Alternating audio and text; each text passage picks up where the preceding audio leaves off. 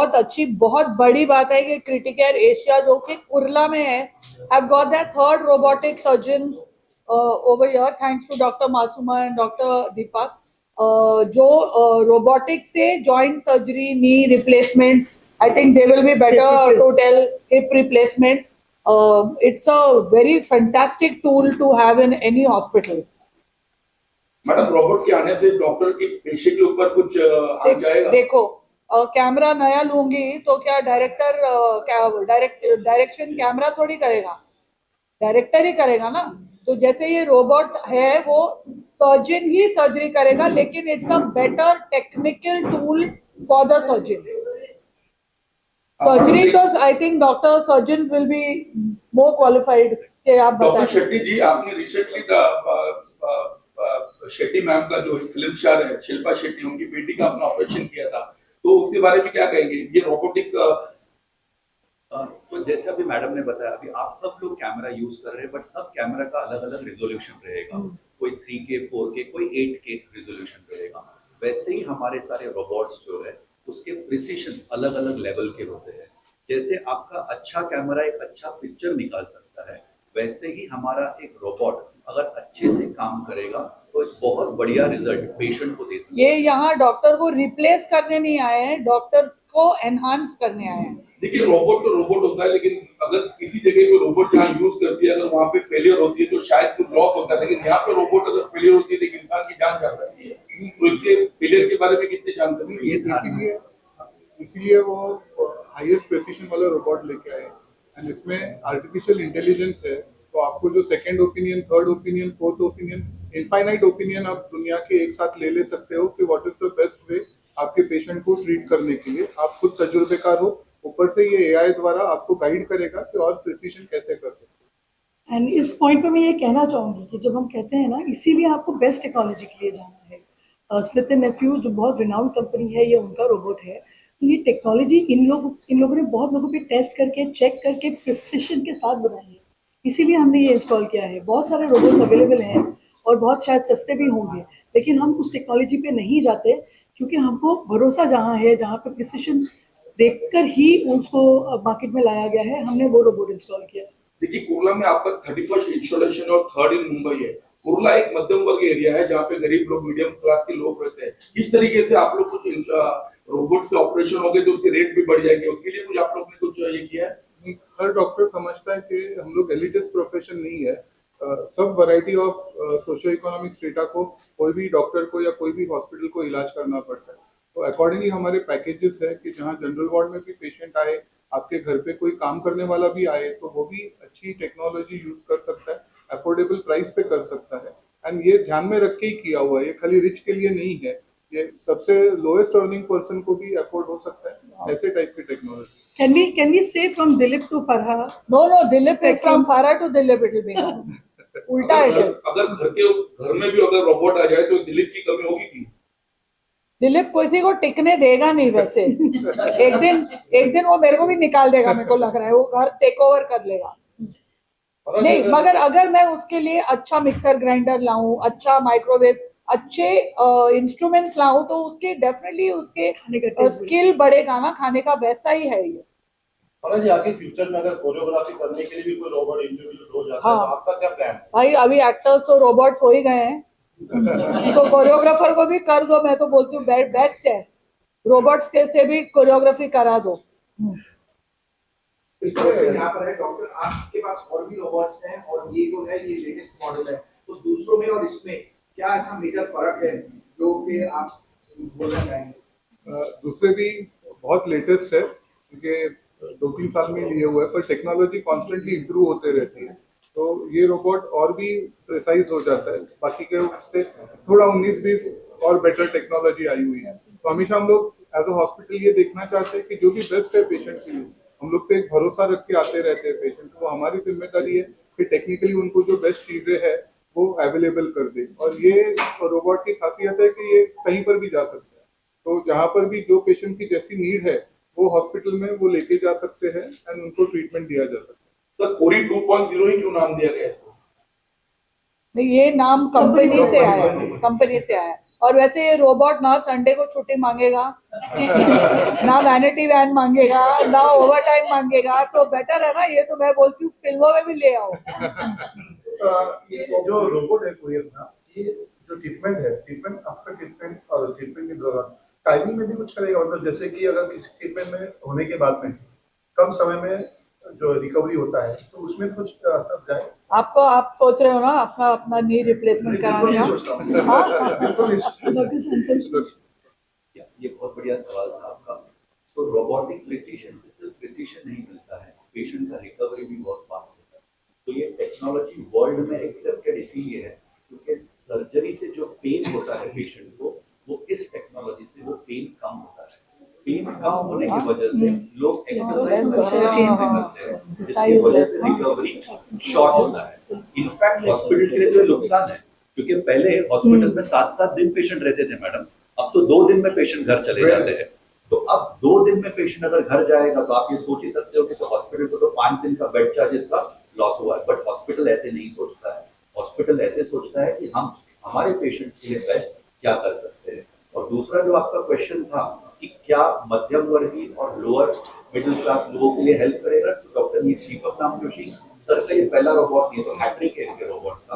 इससे पहले 2 रोबोट हमने अंधेरी और मलाड में जो इंस्टॉल किया है, अगर उसका डेटा निकालोगे आप तो सबसे ज्यादा अगर उसी का किसी ने उपयोग किया है तो वो लोअर मिडिल क्लास और मिडिल क्लास ने ही उपयोग किया हुआ है, क्योंकि उसका बजट ऐसा टेलर मेड किया हुआ था कि 4 जगह पर जाने के बाद लोगों ने रियलाइज किया कि ये डॉक्टर ने बनाया हुआ हॉस्पिटल है, क्योंकि खुद एक डॉक्टर है तो वो समझते हैं सब कुछ, बिजनेसमैन नहीं है, कॉर्पोरेट हाउस नहीं है, खुद डॉक्टर होने की वजह से वो थॉट प्रोसेस उनमें आती है कि लोगों को क्या जरूरत होती है, और उस हिसाब से हमने सारा चीज बहुत ही अफोर्डेबल इकोनॉमिक प्राइस में। और मैडम ने बहुत बढ़िया चीज बताया, हमारे हॉस्पिटल में सिर्फ हम ट्रीटमेंट नहीं देते, डिग्निटी पे भी ध्यान देते हैं।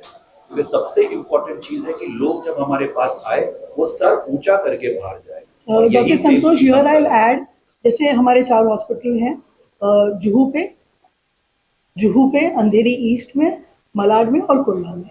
तो जुहू का जो हॉस्पिटल है वहाँ एक साइड हमारे यहाँ सारे फिल्मी स्टार्स आते हैं, फराह जैसे और सारे कुछ तो फिल्मी स्टार्स आते हैं, बिजनेस मैन्स आते हैं, एंटरप्रेन्योर्स आते हैं। ऑन दी अदर साइड जू गली है जो सोशो इकोनॉमिकली बहुत नीडी कम्युनिटी होती है।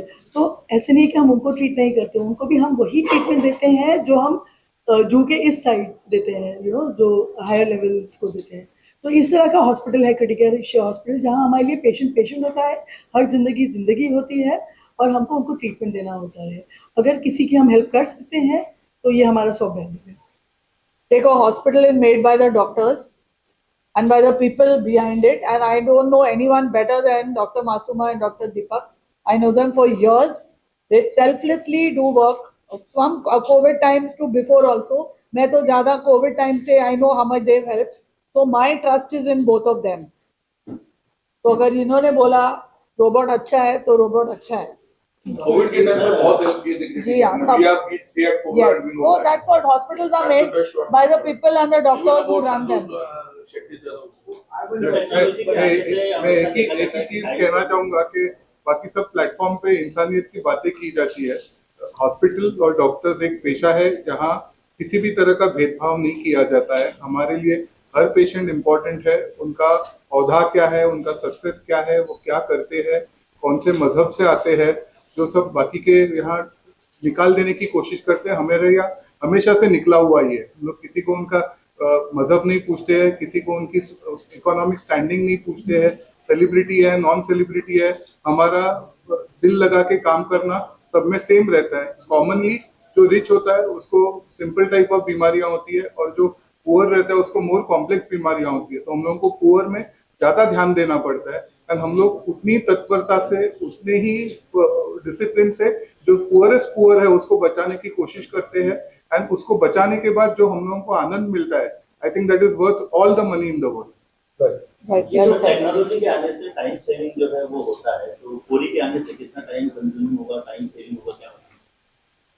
तो सबसे पहली बात तो जो टाइम सेव होगा वो ओटी के अंदर होगा, क्योंकि सर्जरी जो पहले 1.5 घंटे का होता था वो 45 मिनट्स का होगा। तो सिंपल लॉजिक है, अगर कोई पेशेंट एनेस्थीसिया के अंडर 1.5 घंटा है, अब वो सिर्फ 45 मिनट्स रहेगा, तो उसको बोलते हैं रिस्क ऑफ एनेस्थीसिया। वो रिस्क ऑफ एनेस्थीसिया कम हो गया, वो ओटी से जल्दी बाहर निकले, उनको पेन कम होगा, तो उनका रिकवरी फास्ट होगा। वो हॉस्पिटल में कम रहेंगे, उनको दवाई कम लेना पड़ेगा।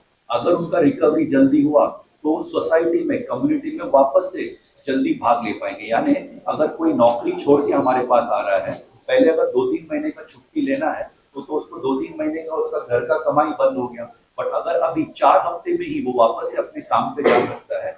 ये सारे छोटे छोटे चीजें एक एक करके ऐड हुआ है। ओटी के अंदर कम समय, ब्लड लॉस कम होना, जख्म छोटा हो जाना, पेन किलर की कमी हो जाना, रिकवरी फास्ट होना और हॉस्पिटल से जल्दी घर चले जाना। हम जानते हैं कि अगर एक पेशेंट आया तो उसके साथ 3 रिलेटिव भी आ जाते हैं जो छुट्टी लेके आते हैं, इनको भी अपने काम पे जाने को। तो ओवरऑल ये बेनिफिट है और ये ग्लोबली हो रहा था। ऐसा नहीं है कि इंडिया में पहली बार हो रहा है, ये ग्लोबली हो रहा था, बट उसको इंडिया में लाने के लिए एक जिगर लगता है, क्योंकि ये सब कॉस्टली इक्विपमेंट है और सबकी बस की बात नहीं है। कॉर्पोरेट्स के लिए तो बहुत ही आसान है ये, बट एक डॉक्टर और डॉक्टर फैमिली के लिए ये करना बहुत मुश्किल है, और एक बार नहीं 3 बार करना। और यही क्रिटिकेयर एशिया का स्ट्रेंथ है कि हर जगह पर पेशेंट फर्स्ट पॉलिसी, पेशेंट पहला देखेंगे, बाद में सब कुछ। और जैसे आपको अभी बताया, मुझे कोई फर्क नहीं पड़ता अगर पेशेंट या कोई भी डॉक्टर, वो जनरल वार्ड में हो या सिंगल रूम, हमारा तो ट्रीटमेंट मैडम सेम है, दवाई खाली सेम है, बिलिंग रोबोट अलग है। सेम है, बिलिंग अलग होगा। तो मैं हमेशा हमारे पेशेंट को बोलता हूँ कि जो बेड चूज करते हैं ना, वो पेशेंट अपने सुविधा के हिसाब से चूज करते हैं, ट्रीटमेंट के हिसाब से नहीं। तो हमेशा बेड चॉइस जो भी होगा आपका, वो आपके सुविधा के हिसाब से होगा। ट्रीटमेंट तो हर एक बेड में सेम होने वाला है। So that is why there is no differentiation at all when it comes to treatment. कोरी 2.0 के बारे में आप बताइए कि ये जॉइंट और हिप और उसके अलावा और क्या क्या कर सकते हैं? So ये टेक्निकल क्वेश्चन है। नॉर्मली हर एक रोबोट का, जैसे आप iOS एप्पल का मोबाइल यूज करोगे तो उसमें खाली iOS प्लेटफॉर्म चलेगा। अगर आप सैमसंग का मोबाइल यूज करोगे तो उसमें खाली एंड्रॉइड का प्लेटफॉर्म चलेगा, ये हम सब जानते हैं। कोडैक का अगर आप कैमरा यूज करोगे तो कोडैक का फिल्म यूज कर सकते हो।